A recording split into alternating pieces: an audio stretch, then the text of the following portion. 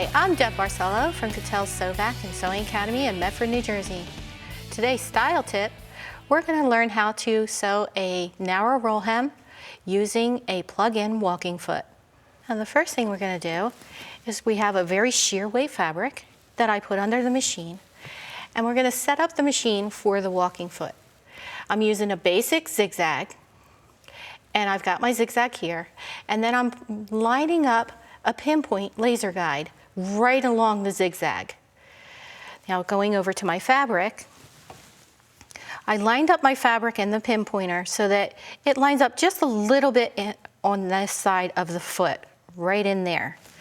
Okay, and now if you don't have a laser guide, you can use a piece of blue tape or anything that will give you some type of guide to keep your fabric right up to that edge. So here we go.